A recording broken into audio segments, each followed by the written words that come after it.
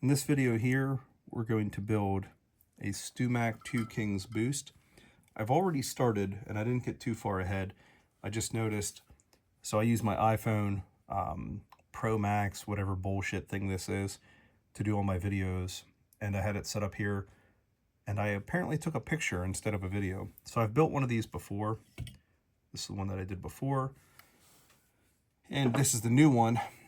So I want to treat this like we're doing it from scratch. We have soldering experience, but we don't have electrical experience. So less about, oh, this is the circuit, this is how the circuit works, this is what it does, and more just, hey, we're the hobbyist and we don't want to wait 27 years for a King of Tone. I've been on the mailing list forever. I've never received a confirmation email in spite of multiple email addresses trying to sign up for it. I never get a confirmation. So this is your quickest way to get one. You spend, anytime. They're about $100, and StewMac sends you everything you need. So prior to me starting this, when I thought I was recording and I wasn't, this was opened to mark the resistors. So I use a meter to check these. I don't see color properly, so matching the bands doesn't work for me. But you can see everything else is closed up. I finished this one.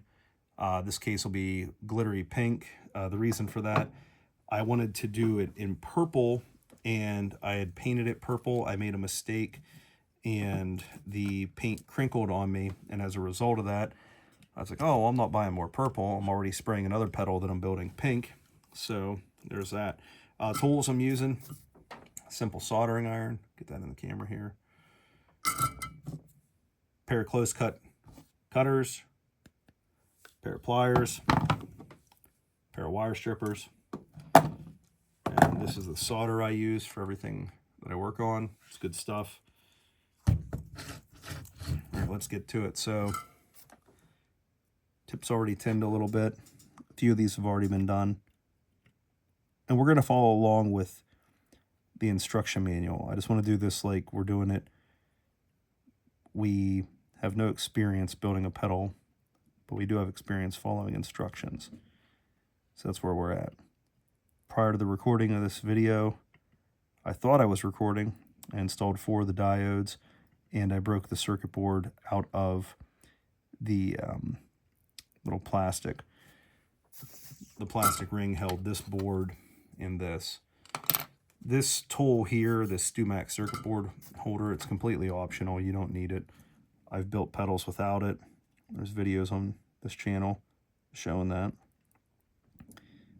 When I solder components like diodes or capacitors, I like to solder one end, go to the next component, and then come back and solder the other end. It's not completely necessary, but saves a little bit of the heating. One of the other things I'll say, I'm not a huge fan of YouTube people. I could just stop my commentary there, but the YouTube people that talk the whole time they're doing something. So you might notice later on I just shut up and I build, and that's that. So I'll do most of my speaking up front. I'll do a little bit of explaining the instructions. If you have any questions, comments, concerns, whatever about this build, if you're trying to build one, let me know in the comments. I try and answer everybody. So all I'm doing now is just cutting these leads off so I can see where I'm working. You might notice that there might be a piece or whatever that hangs down. That's fine. We'll just cut it later. And I apologize for the goofy angle. I'm trying to not block the camera here when I cut something off. So, point of advice here, when you're cutting component legs off, try not to cut into your solder joint. You don't want to break it free from the pad. If you do, you can reflow the joint. It's not a big deal at all. So, there we are. Got one that's a little tall there. There we go. Looks pretty good to me. Okay, so this is the row of diodes. I didn't mention this before. There's a stripe on the diode. and that stripe corresponds to a stripe on the board. So there's actually other diodes. So if you look here, diode will go here, the stripe. So the striped end of the diode will go here. Same here, same here. I could bore you, anode, cathode, what's what, positive, negative, all that good stuff. But if you don't have electrical experience and you're not looking to gain any and you're just looking to build a pedal, just match the stripe. That's all you got to do.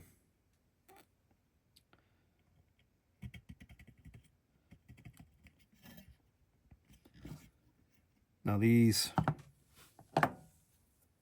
5817 diodes, they have a little bit thicker legs than some of your other components, which is nice, I guess, but you have to coerce them a little bit to go where they're going in your board.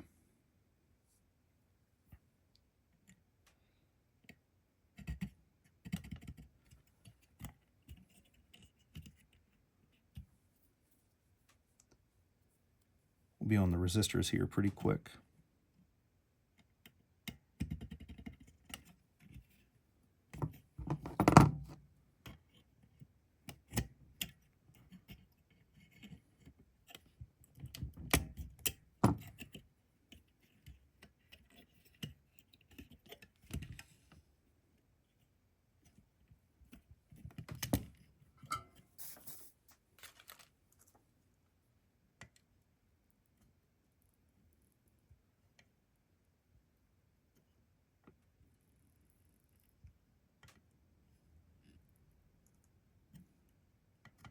Got a solder bridge there, no good. I'll show you how to fix that.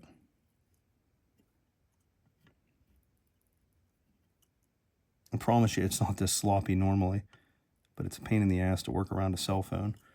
It's on a little pod looking at you. So solder bridge right there, not a big deal to fix. Heat the joint. Perfect. And then when I did this also, I got a little bit right here. So let's get rid of that. All right.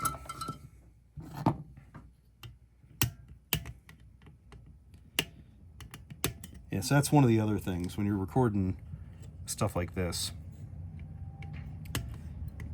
and you're trying to work around the recording device.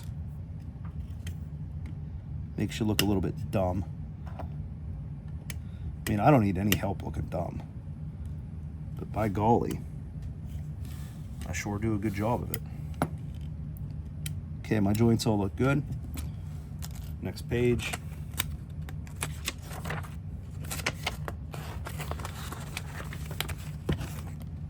Now this book has you do the resistors and steps. It says, you know, put 2 of these here, do these two, so on and so forth. We're gonna put a bunch in. We're gonna see what happens. Okay, so it tells us 10K resistors are going in. Get them, we have 2 of them. 2 10s, go. One goes here.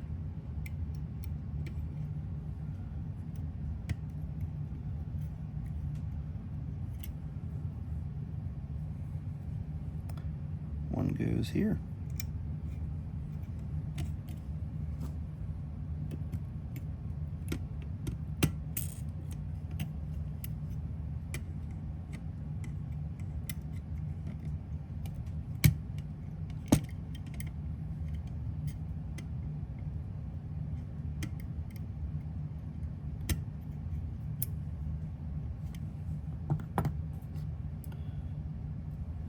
.7Ks are going in.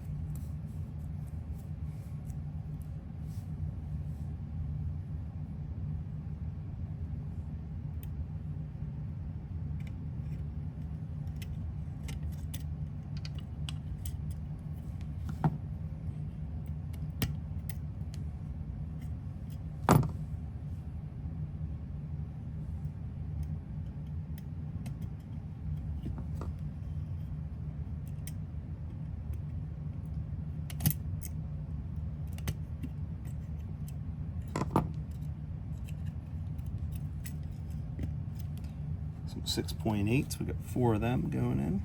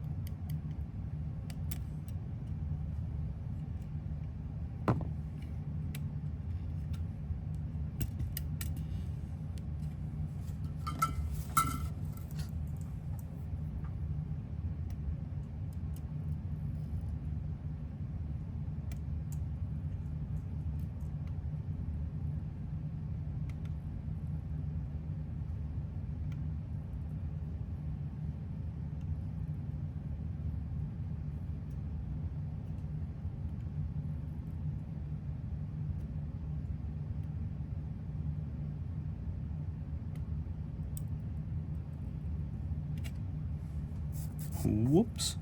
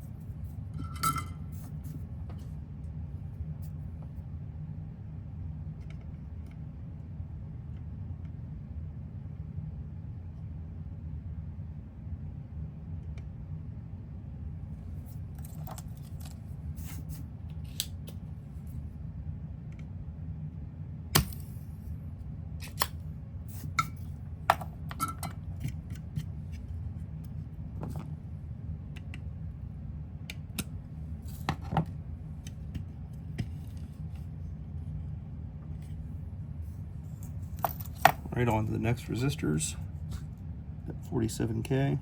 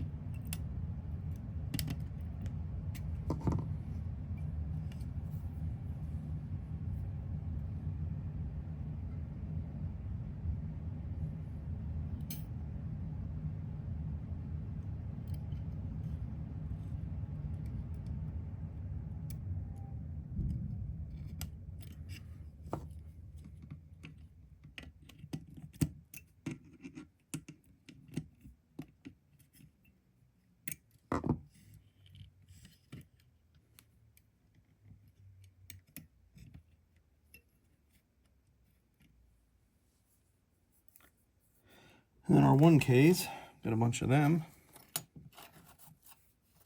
Really going to use 2 of them.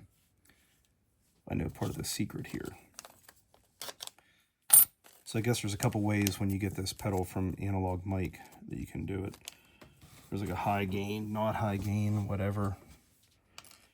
And I wired my other one to be like the lower gain. So this one I'll probably do a little bit different. There's an option where you can put 1K or a 100K resistor in. And in this build, we're actually going to do that. We're going to do one side one way and the other side the other way. That's for later. Okay, where's this other 1K go?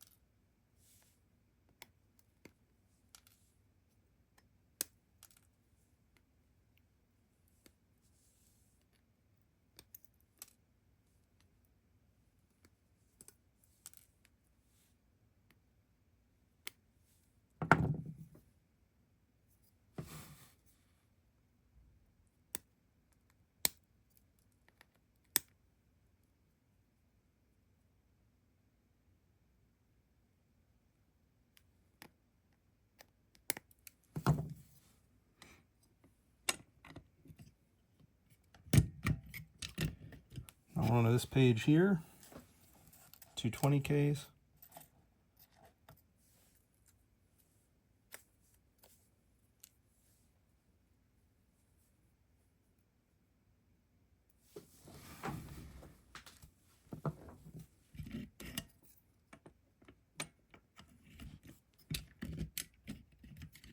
Make sure I'm still in frame here.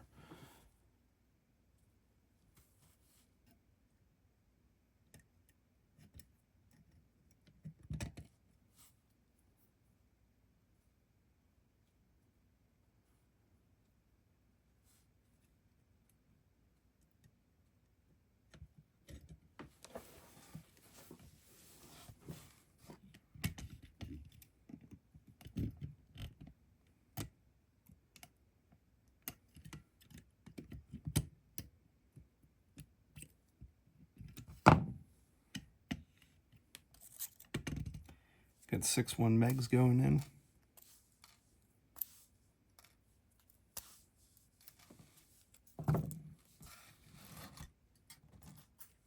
Uh-oh.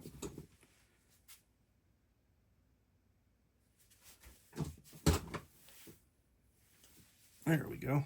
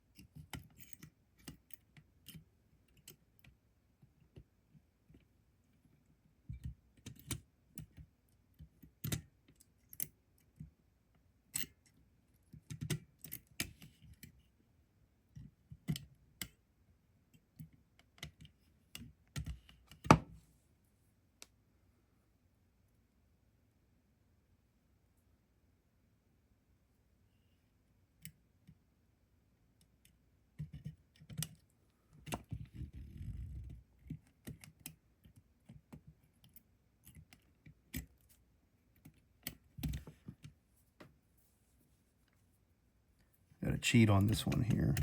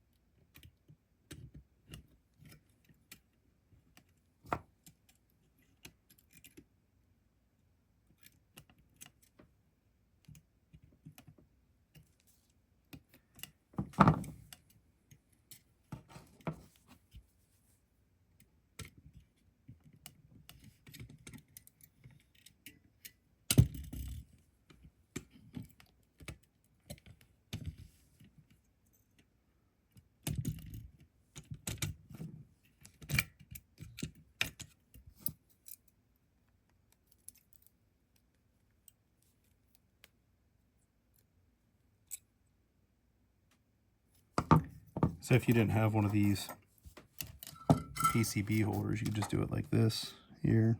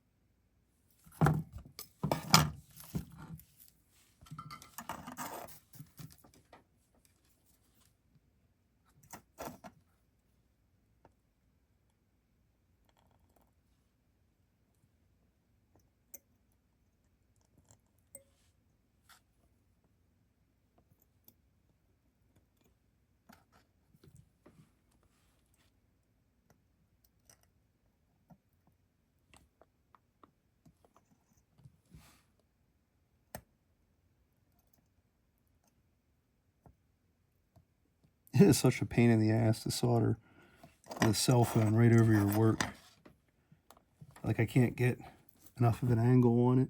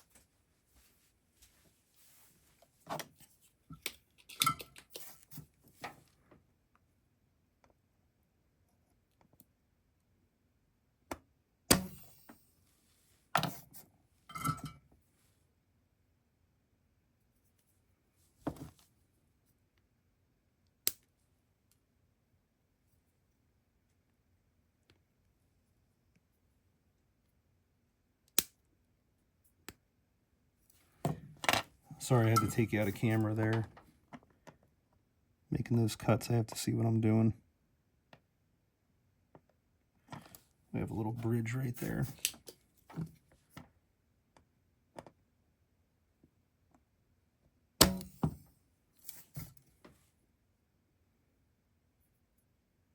It's being very combative.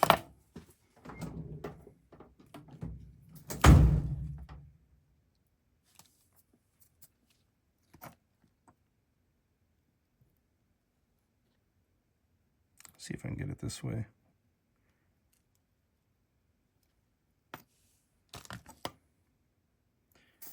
And then a lot of people are going to laugh. This was legitimately in my electrical engineering class. Just heat the components, heat the joint, tap, tap.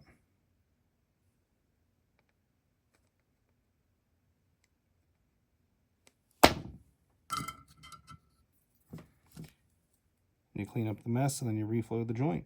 Pretty easy.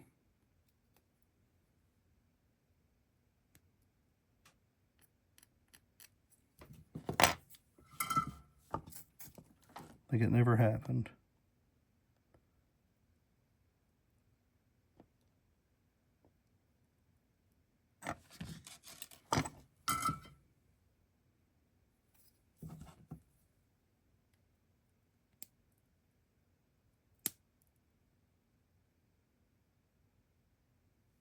Okay, let's get to our next step here. That'll be the 27K resistors. I want that resistor to sit just a little bit further down. That's up a little bit. And it won't hurt anything. I just like it to be neater. So very simply, get the wire off my pliers there. Just heat up the joint and then push on it.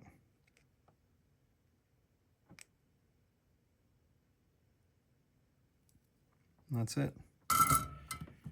Trim the end. Drop your pliers. I promise I've done this before. I think by now I've probably built, I don't know, 30 kits, 40 kits. I'm not sure.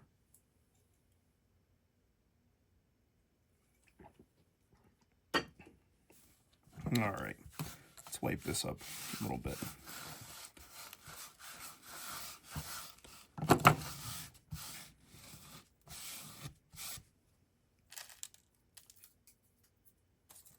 So, piece of advice to you, excuse me, don't make solder bridges, but that's a given. If you have kids and they run around your work area and you solder, you know, be careful. Leaded solder is the best solder. I mean, there's no way around it. And I know some folks want to be environmentally friendly and all that, and that's fine. The thing is, leaded solder isn't going to hurt you, you know, on a roll.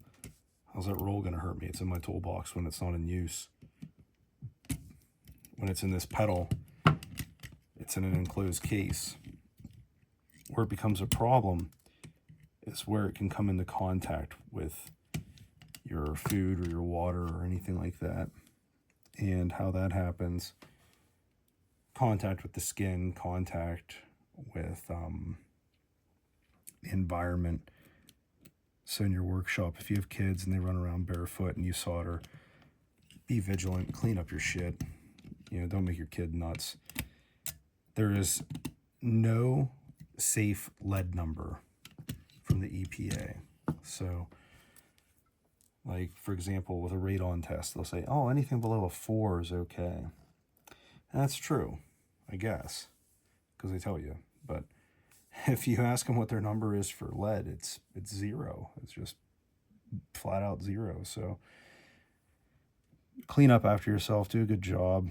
And then, you know, I'm not personally super concerned with it because, you know, my roll of lead solder isn't going out and jumping in the water or anything. But there are people with lead issues in their water. Actually, it's a pretty good discussion. It was just in our newspaper in my local area that Pennsylvania schools have sort of been lying about the results from their lead tests, and they found loopholes to misinterpret the results. And basically there's a bunch of kids in Pennsylvania that are unknowingly being exposed to lead, you know, telling them that the water and all that's good. So just be smart, you know, and if you're dealing with this stuff, recycle it properly and all that. And I'm not trying to, you know, get you to be an environmentalist or anything. I'm certainly not one. You know, I keep my personal opinions like that off of this channel. I don't want this to delve into anything like that ever. I want it to be, you know, we share music and gear and my cats and cool shit like that. But lead is some pretty nasty stuff. And if it gets in your water, gets in your bloodstream, it can have adverse effects. So just be cautious around lead, that's all. Don't use lead to do your water pipes at your house. That's your advice for the day.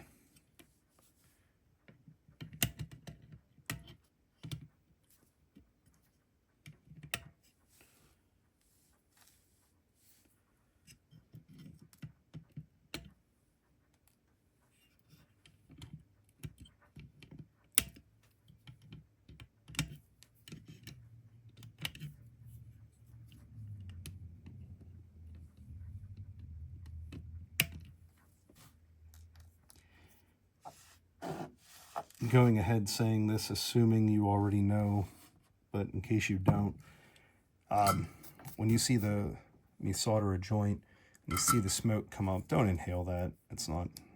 It's the rosin burning off, but you don't want that in you. That's no good for you. And don't blow on your joints.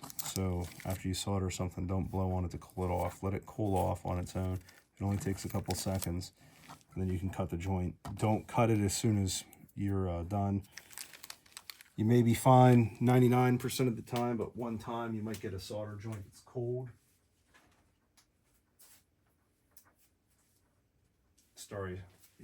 Wow. Sorry, I stepped away to my garbage can so I could throw some shit out. Okay, so our resistors, we have two 100Ks left. We have two 1Ks left. They come up later in this scenario, so we'll get to them later, okay? Let's go to our next page here.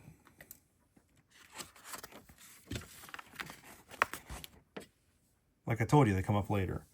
Okay, so it says, install your last resistors. These locations are marked either 1 or 100K on the board.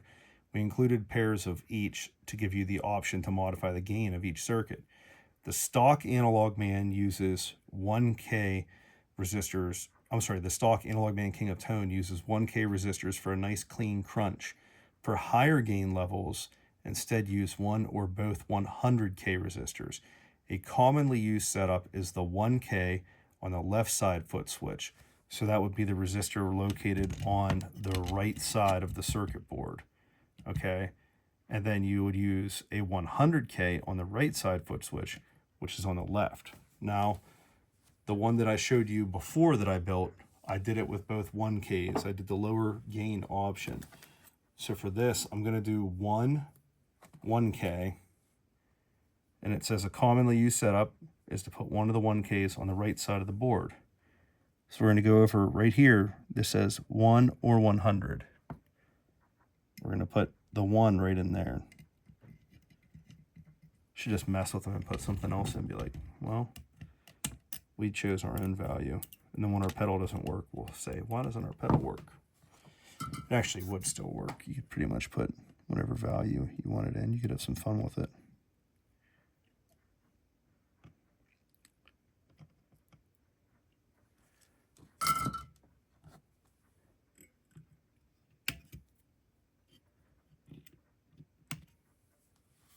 Okay.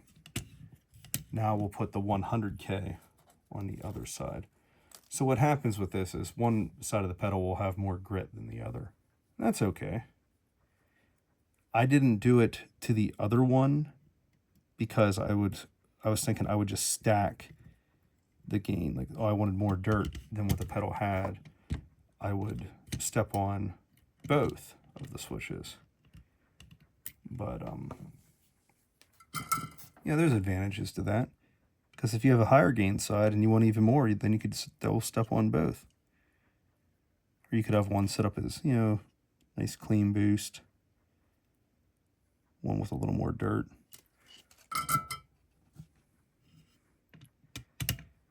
I apologize that my voice is a little wonky. It's like Kermit the Frog.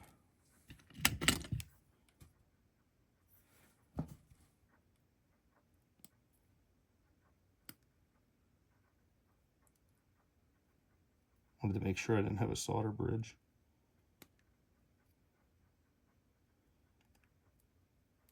So that's the other thing that's difficult doing your cuts. Like, this is how much space I have to work with. So I promise you my work is a lot cleaner and neater than this. It's just constraint to show you a good angle on it. So, okay, we did the resistors. One side's high gain, one side's regular gain.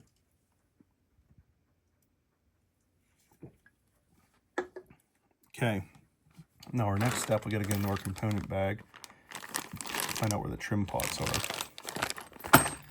Not there.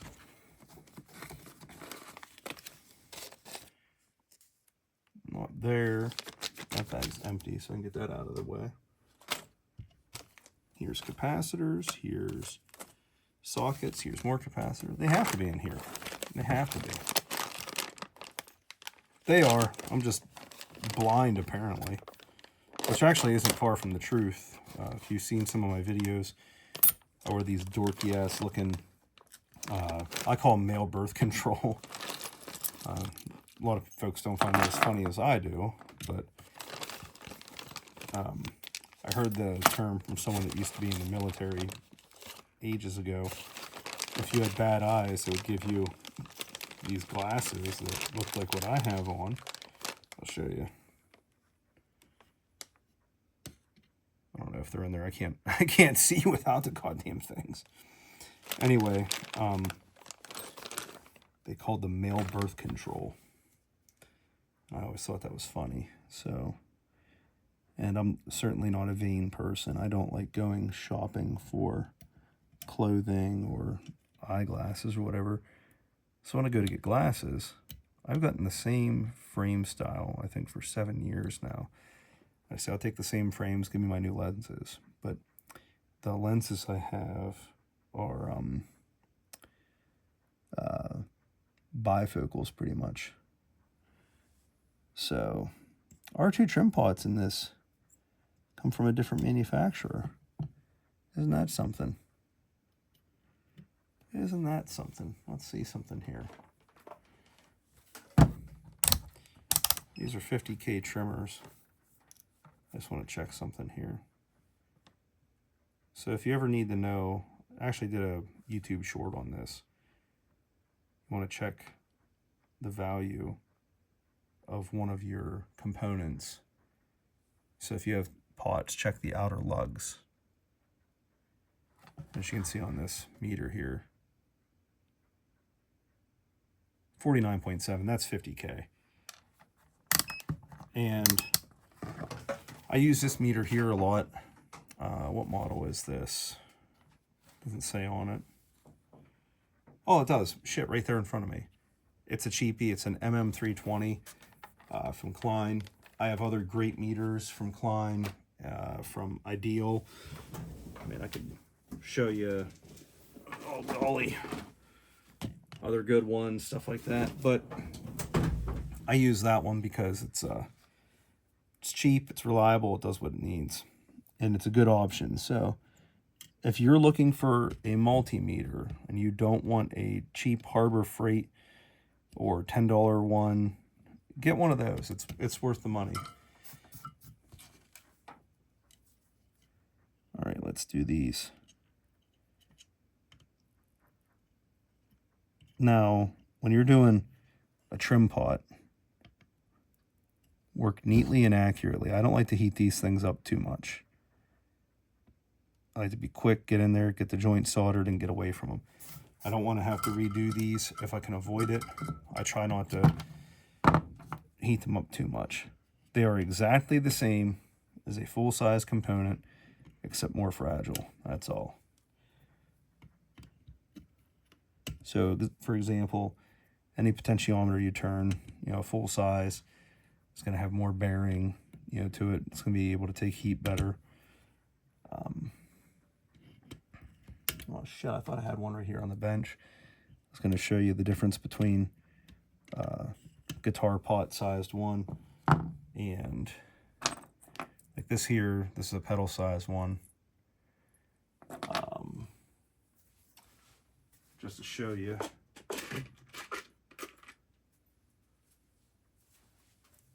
So here's the difference in size here to here, and then one of those little guys.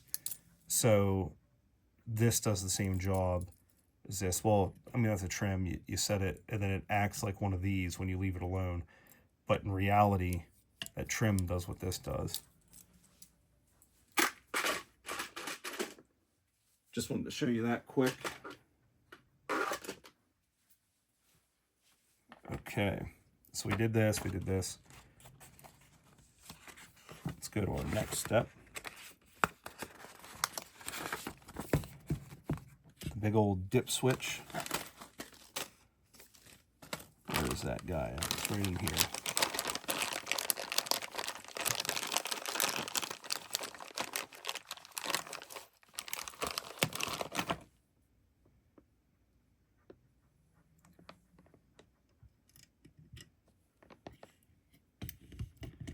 Now what you can do with these is you can lightly bend one of these over to get it to hold in place. If you don't want to do that, you can just use a piece of that blue tape. I think I showed it in the video. You can use a piece of that to hold it in place. When I do these, same thing. Quickly, accurately. I don't want to reheat the component.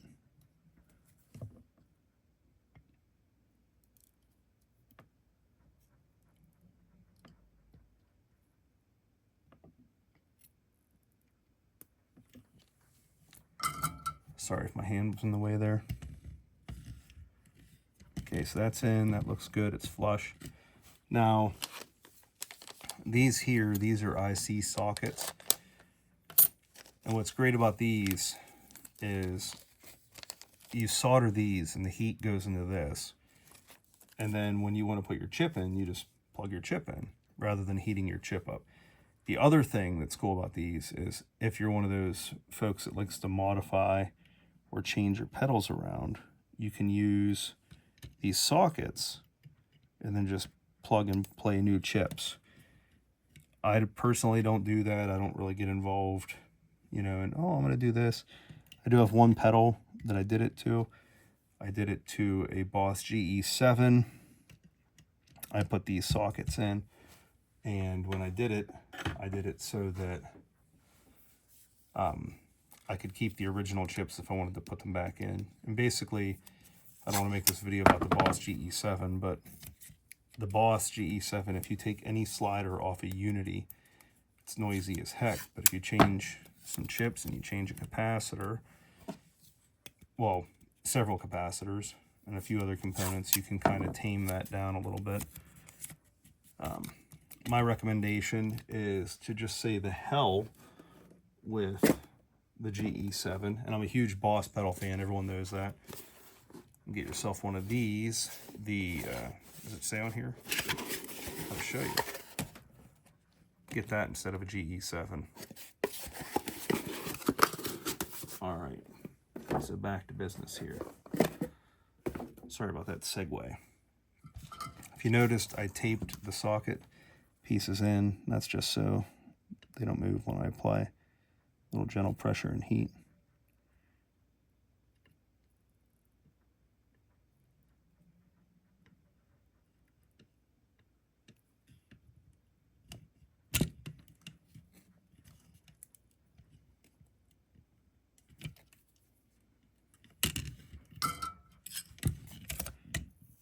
Looks suspect to me.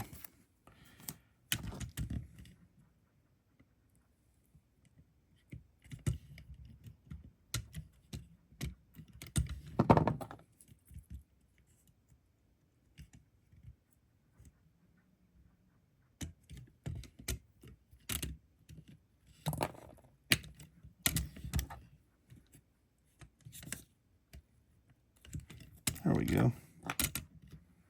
One of the feet didn't want to pop through.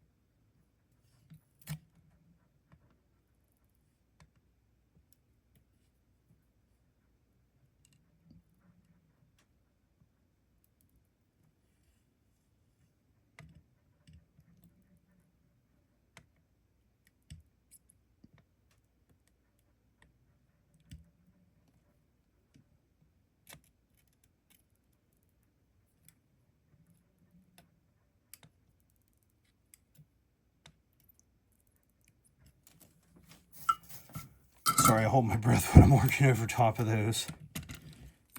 I don't want to inhale that.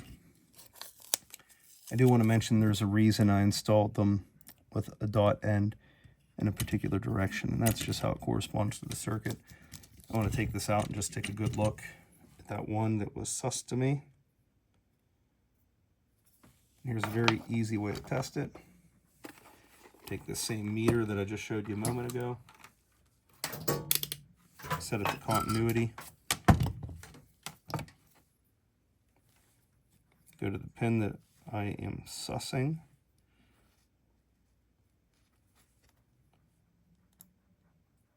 Put the contact on it, lead on it. That beep means I have continuity, so I'm good. See if there's any edges that I need to trim. Wow.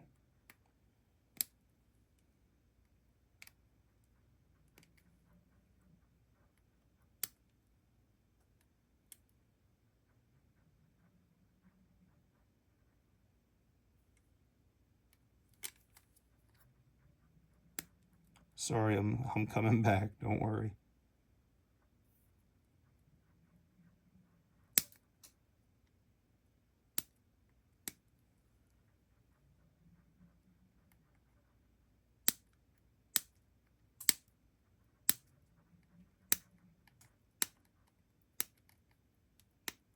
Those cuts are just me cutting the ends off of the dip switch and the sockets. All right, so now We can plug our op amps into these. Where are they at? They're in this bag.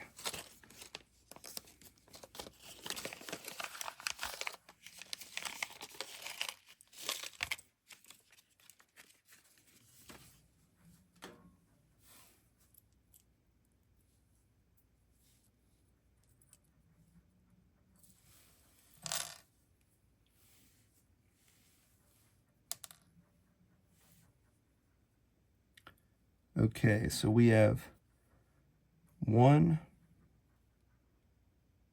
TC1044 that goes in this middle right here. When you install this, make sure your dot or your divot matches the dot or the divot on the board. I'm going to do this by hand here. Yeah, well, it would have been by hand before. I mean, I'm going to do this in my hand. It's a lot easier. There you go. Right there, boom, plugged in. And the thing is, they're fragile, but they're not like brittle bones. Just work carefully, be cautious, take your time, make sure the legs line up. I give a little bit of a pre-bend. I'm gentle with it. I mean, I don't treat it like an eggshell or anything, but you don't want to bend them, then lose one of these, and then have to scab a piece on to solder it, because oftentimes then you just need a new chip. It's not like one of the resistors. If you're yanking on it, you pull the leg out, you just replace it. You know, most folks don't have chips like this in their drawer. Okay, so this is most of this here. Let's get some capacitors in. So it's showing some electrolytic capacitors here. It shows 3 values: 1 UF, 10 UF, and 100 UF. So be careful, make sure you're getting the right ones. So this is our 10. Where's our 10 supposed to go? Our 10 goes right here. Now, these are polarized, okay? The stripe is the negative. The longer end is the positive, okay? So you can get on your board here. I'm gonna put this a little closer. And there's a square and a circle. Square, circle. The square is where the positive goes. The circle is where the negative goes. So as I said, this is our 10. Our 10 is going to go right here. Just like that. Boom. Now we look at our next one here. This is also a 10. It's going to go here, and another 10 is going to go here. So again, positive, positive. Another 10. Line up positive, positive. All right, time to solder these into place.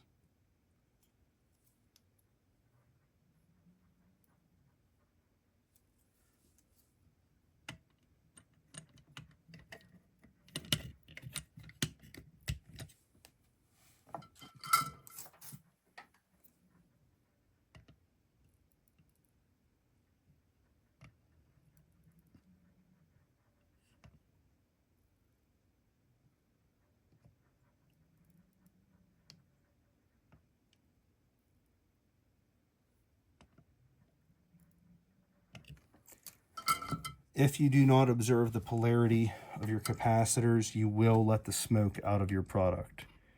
If you let the smoke out of a capacitor, you can't put it back in. You need a new capacitor. Most people don't stock capacitors in their tool drawer. Small ones like this are not expensive because most people that buy a lot of them buy a whole lot of them to get a quantity discount. When you buy it, you'll probably pay more in shipping than you will for the component. So be careful, work carefully, and everything will be all right. Okay, so here is our 1 UF. Where's our 1 go? We have 2 of them. Let's check this out. Is this also a 1 UF? It is. And they go right up here. So remember, long leg, positive, square hole, positive. Pretty easy. Long leg, positive, square hole, positive. Right? And then this is our 100. It's a thick boy. It's going to go right here. And remember, again, still it hasn't changed. Long leg, positive. Short leg, negative.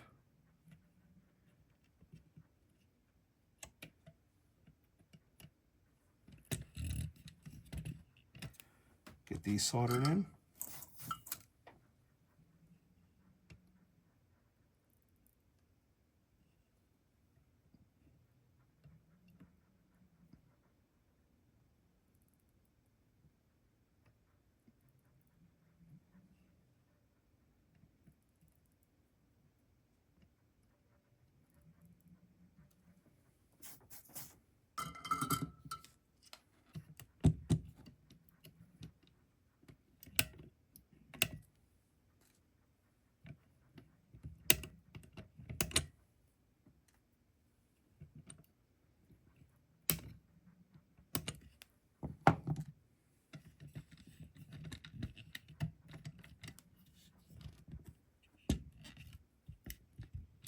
Okay, so all these are in.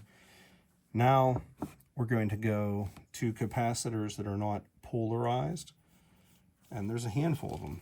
We got this bag here, and we have some loose ones over here. Let me get them, toss them in my hand, and I'll show you.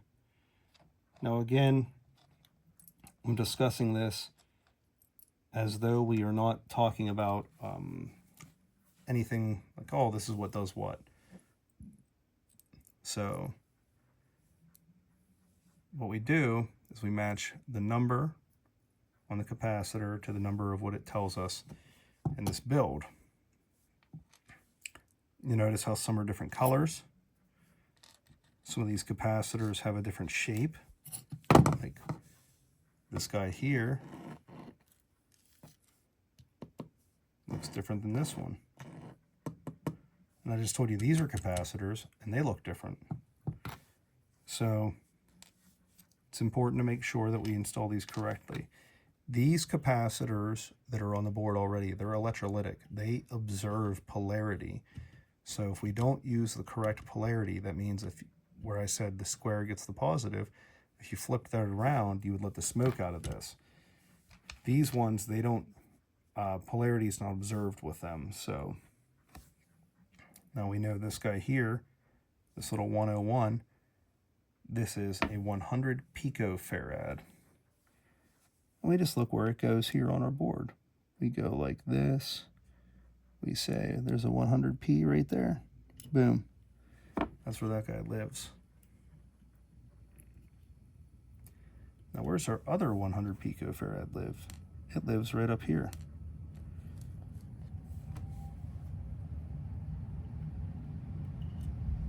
Okay, so just folding those over, just hold it in place kind of thing. That's all I'm doing with that.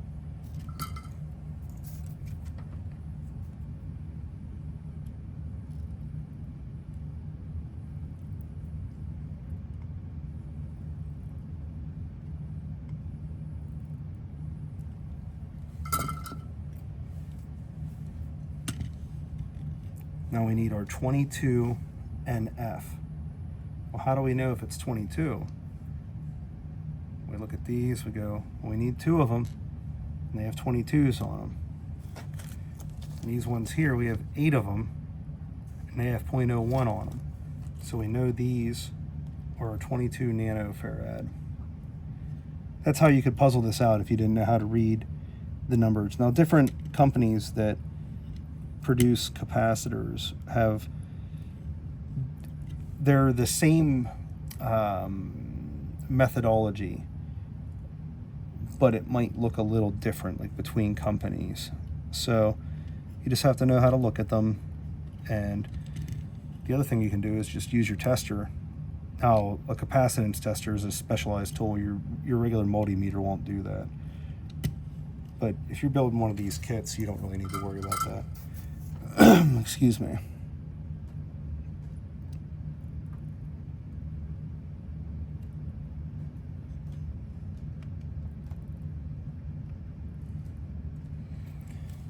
So those guys are in.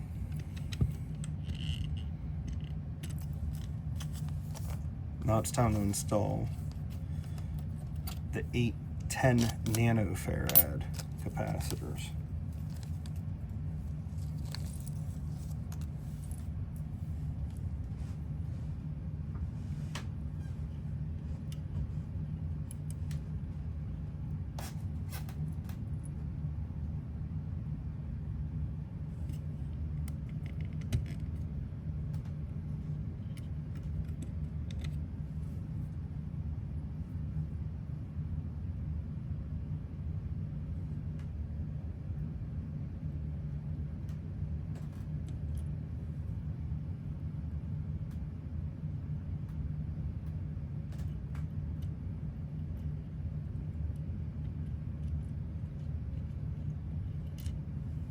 I'm having a hell of a time working. Oof.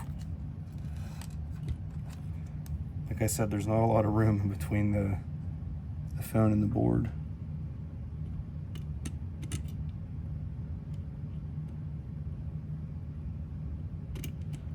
Oh, I think that's one of the holes that I boogered up. It's not, no. All right. Apparently I'm just silly. Can't plug it in. I'll get it here in a second.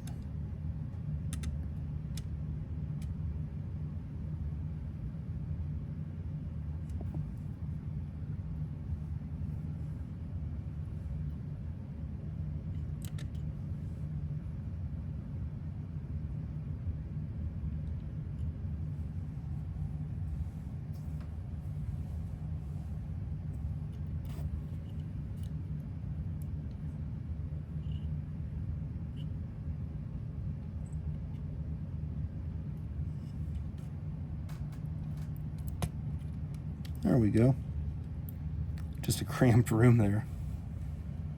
We have another 10. Where's this guy get to live? 1, 100, 1, 100. It's got to be right in front of me.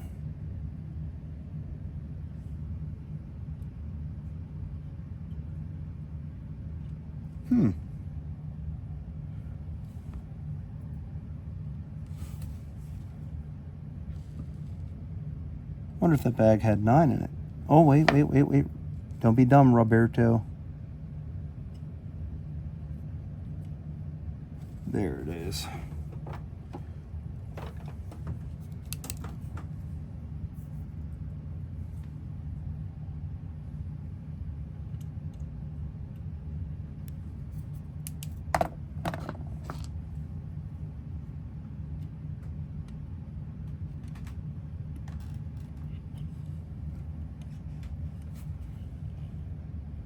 I forgot how cramped that board is.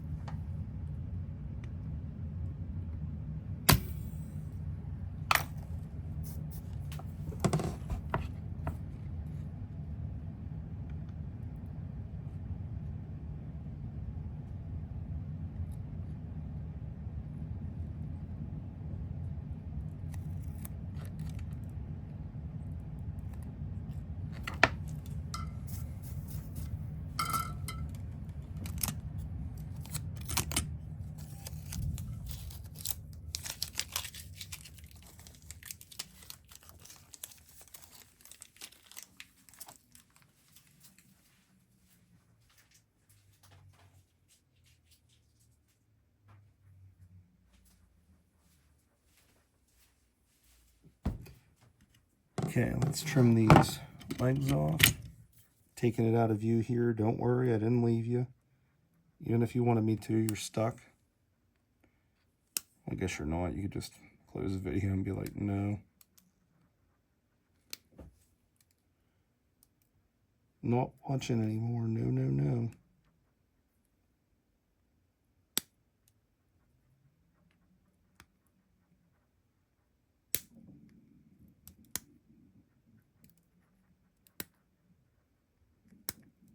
If there's a piece of advice I could give to anybody here, if you're watching this far in the video, it's don't be so egotistical with your work that you think it's always perfect.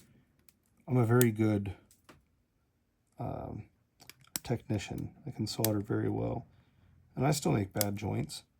I still make mistakes. So check them. Don't be afraid to look at it. Don't be afraid to redo it. I redo a lot.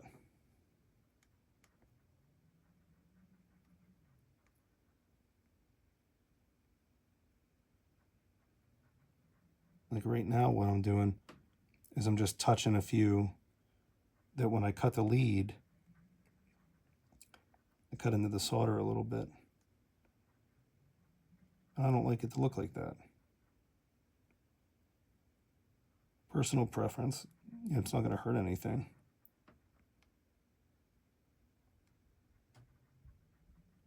I just don't think it looks as good as I'm capable of.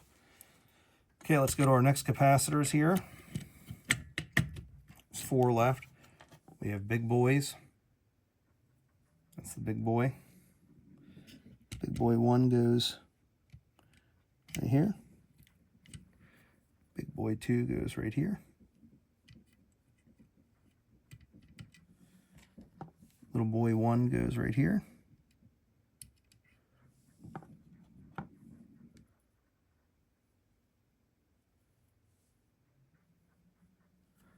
Huh.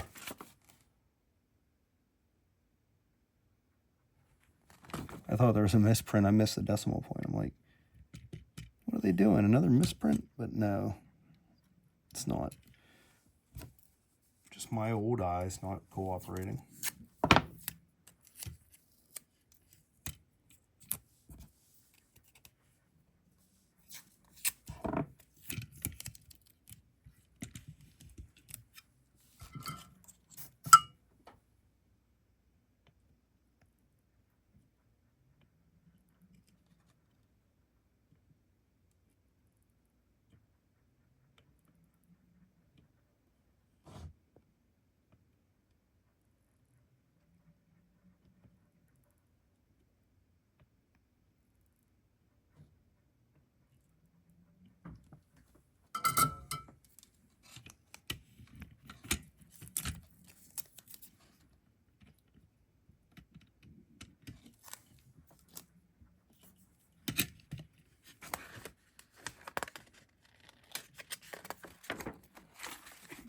Okay, so for the next portion of this video, and this will be the conclusion of the video, so I'm actually going to do this as 2 separate videos.